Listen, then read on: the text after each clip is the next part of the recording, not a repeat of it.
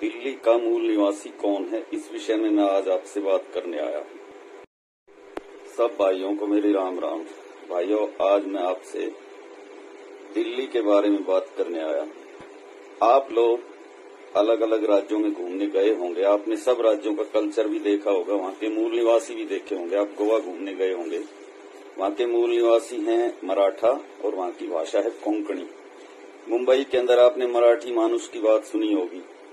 गोवा के अंदर गोवा का कल्चर है। गुजरात के अंदर पाटीदारों का दबदबा है। हर राज्य का अपना एक कल्चर होता है। बंगाल में काली को पूजा जाता है, मुंबई में गणपति बाप्पा मौर्य को पूजा जाता है। लेकिन दिल्ली का कल्चर क्या है और दिल्ली के मूल निवासी कौन हैं, आज तक इस विषय पर पूरे देश के अंदर कभी ना कोई चर्चा हुई और पूरे देश को अंधेरे में रखा गया। मैं आपको आज पूरी बात बताऊंगा। मेरा ये वीडियो पूरा देखना कि दिल्ली के असली निवासी कौन है, किन की जमीन पे दिल्ली शहर बसा हुआ है और उनका क्या कल्चर है। लेकिन पहले आप एक ये छोटा सा वीडियो देखिए, उसके बाद मैं आगे की बात आपको समझाता हूँ। नहीं, जनता भी बिल्कुल। मैं तो ये मानता हूँ कि पूरा स्क्रिप्टेड है, पूरा स्क्रिप्टेड है। ये कायदा तय करके कि ये आदमी ये बोलेगा। आप ध्यान रखिए कि शाहीन बाग को खाली कराने का एक मैसेज जाट और गुर्जर की तरफ से चला और प्रवेश सिंह वर्मा जाट कम्युनिटी को बिलोंग करते हैं। उसमें वो उबाल लाने के लिए प्रवेश सिंह वर्मा से बुलवाया गया है। जबकि इन दो कम्युनिटी का आपने जिक्र किया तो मैं बता दूं कि जहां भी माइग्रेशन हुए हैं, दूसरे समुदाय के लोग गए हैं, उन जगहों में बाहर के लोगों को स्वीकार करने की उदारता, मतलब यहाँ के स्थानीय तो जाट और गुर्जर भी थे, कोई मात नहीं दे सकता। जिस खुले दिल से उन्होंने अपनाया और दिल्ली को बड़ा होने दिया, कभी टकराए नहीं। छोटी मोटी घटनाएं कहीं हो गई होगी। आप जितने आश्वस्त तरीके से जाट और गुर्जर के गांव में जाकर रह सकते हैं, कहीं भी किसी भी देश के दूसरे हिस्से में जब आप माइग्रेट करके जाते हैं तो शायद किसी कम्युनिटी के यहां आप इतने आराम से नहीं रह सकते हैं कि वो प्रोटेक्टर, संरक्षक का भी आपका काम करते हैं। आप मुनिरका का देख लें, बेरसराय का देख लें, तो मकान मालिक जरूर जाट समुदाय के लोग हैं, गुर्जर समुदाय के लोग हैं, लेकिन हम लोगों का अनुभव उनके साथ लाजवाब रहा है। बुजुर्ग आदमी हुक्का डाले, इसका श्रेय देना चाहिए कि इस दिल्ली को कॉस्मोपॉलिटन बनाने में हमारे जाट भाइयों का और गुर्जर भाइयों का बहुत शानदार योगदान है। लेकिन उनके कैरेक्टर को बदलने का प्रयास किया गया। बगल में जो मुनिरका जेएनयू को इतने जमाने से देखता रहा, मतलब बगैर शादी किए लिव इन रिलेशन वाले कितने कपल वहां रहते थे, वो मुनिरका ने जगह दी इस जगह को, उसके कैरेक्टर को बदलने का प्रयास किया। मुझे नहीं लगता कि जाट और गुर्जर समुदाय इतनी आसानी से अपनी विरासत को छोड़ देगा। तो भाइयों, देखा आपने वीडियो। ये रविश कुमार जी जो हैं, ये बहुत ही बुद्धिमान प्रखर वक्ता हैं और एकदम निरपेक्ष प्रवक्ता हैं। कभी किसी के दबाव में आके बात नहीं करते और ये बिहार के रहने वाले हैं। बिहार के अंदर ना तो जाट हैं ना गुर्जर हैं। इन्होंने जो बात की है एकदम निरपेक्ष बात की है। अब मैं इनकी बात को आगे बढ़ाता हूँ।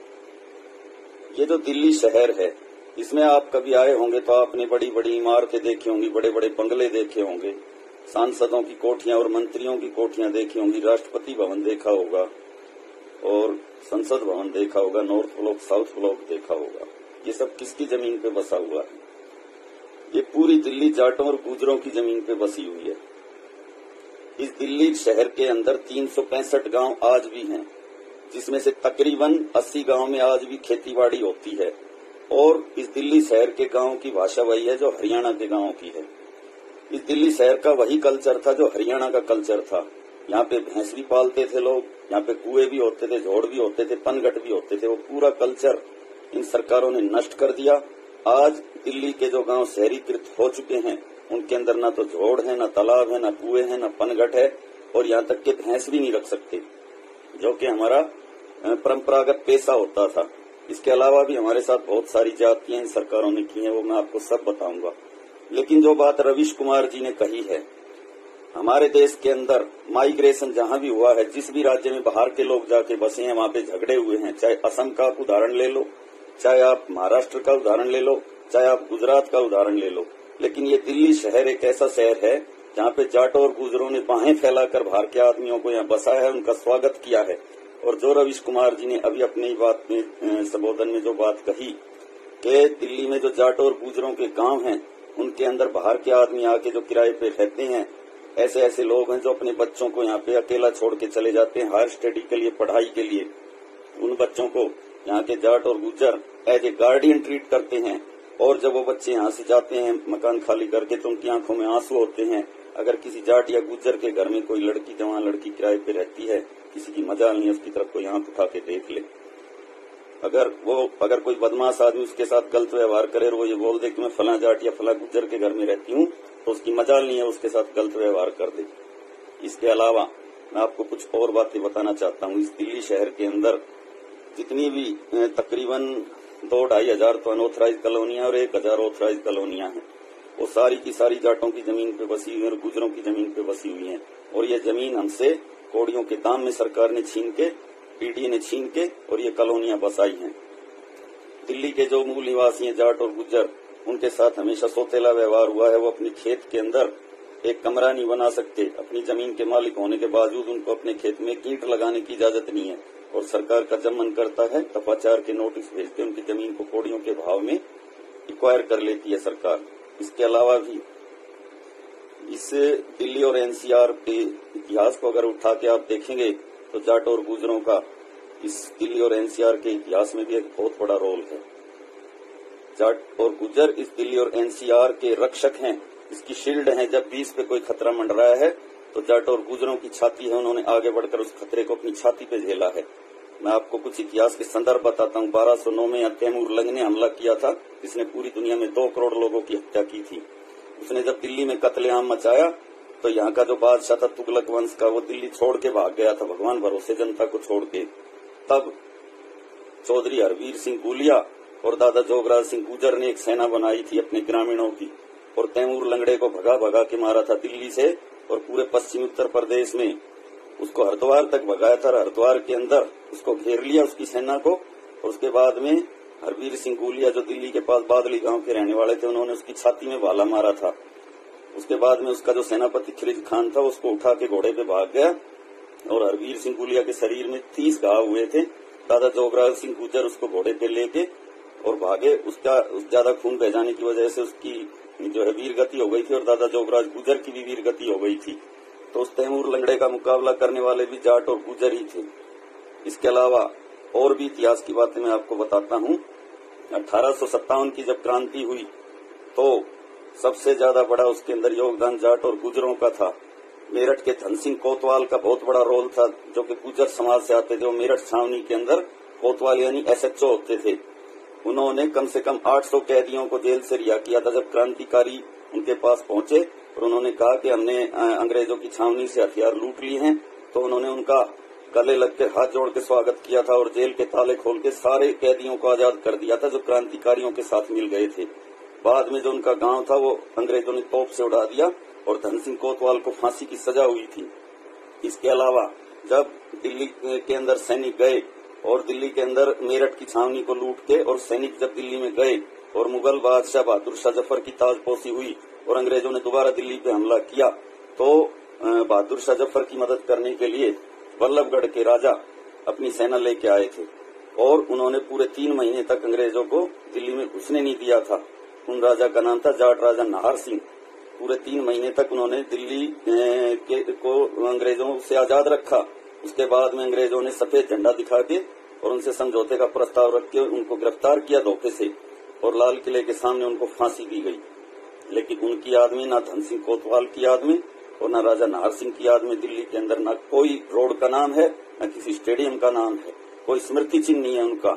ये जातियां हमारे साथ इन सरकारों ने की हैं, क्योंकि दिल्ली में शहर को बसाने के लिए इन दोनों समुदाय ने अपनी जमीन दी, और इसके लिए, इस दिल्ली शहर के लिए समय समय पर अपने बलिदान देते रहे हैं। लेकिन आज कहीं पे नामो निशान नहीं है। ये जो जिसमें सांसद और ये मंत्री रहते हैं, जिसको लुटियन की दिल्ली कहते हैं, और दिल्ली छावनी, जब ये दोनों जगह बसाई गई थी तो यहाँ से तकरीबन 50 गांव उजाड़े गए थे जाट और गुजरों के अंग्रेजों के द्वारा। उनको कोई मुआवजा नहीं दिया गया था। जहाँ पे राष्ट्रपति भवन बसा हुआ है, ये रायसीना हिल, ये जाटों का गांव था, और मालचा उसके पास में ही वो गुजरों का गांव था। उनको हरियाणा में फेंक दिया गया था। ऐसे 50 गांव उजाड़े गए थे बिगैर कोई मुआवजा दिए, उनको जंगल में फेंक दिया गया था। आज तक वो अपने मुकदमे लड़ रहे हैं, आज तक उनको कोई मुआवजा नहीं मिला। कितने साल हो गए देश को आजाद हुए। 1911 में दिल्ली बसी थी, आज 2021, यानी कि पूरे 110 साल से मुकदमे लड़ रहे हैं, आज तक उनको कुछ नहीं मिला। उस जमीन का कोई कंपनसेशन नहीं मिला। इसके अलावा भी इस दिल्ली शहर को बसाने के लिए जाट और गुजरों ने और इसकी रक्षा के लिए अनेक योगदान दिए हैं, अनेक बलिदान दिए हैं, लेकिन कभी किसी ने इस चीज पर ध्यान नहीं दिया और हमेशा से इन दोनों समुदायों का शोषण होता रहा है। इस दिल्ली के अंदर 365 गांव हैं, जिसमें 220 गांव जाटों के हैं, 80 गांव गुजरों के हैं और बाकी 65 गांव के अंदर यादव, त्यागी, तंवर, चौहान, राजपूत, ब्राह्मणों के गांव हैं। ये दिल्ली के मूल निवासी हैं और इन्हीं की जमीन पर यह दिल्ली शहर बसा हुआ है। मेरा कहने का मतलब ये है कि आज तक पूरे भारत के अंदर किसी को इस बात का नहीं पता कि ये दिल्ली शहर का मूल निवासी कौन है, किसकी जमीन पे ये दिल्ली शहर बसा हुआ है। और मैंने आज का वीडियो ये सब आपको बताने के लिए बनाया भाइयों। इसके अलावा मैं वीडियो को वाइंड अप करने से पहले आपको एक और वीडियो दिखाता हूँ, उससे कुछ और आपके सामने स्थिति स्पष्ट हो जाएगी कि दिल्ली किसकी है। इस वीडियो को ध्यान से देखिए। और दिल्ली मुगलों की है, हमें मंजूर नहीं भाओ।